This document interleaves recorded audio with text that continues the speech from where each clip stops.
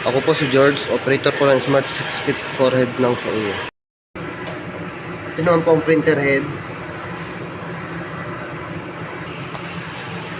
Ito naman po ang capping. Head clean.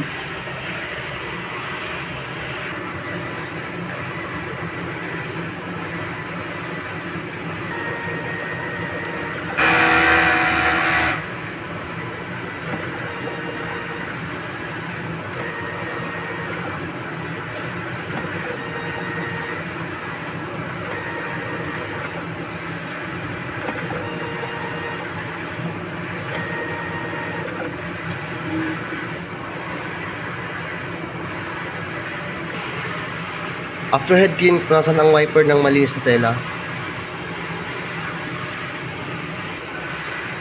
Nozzle test.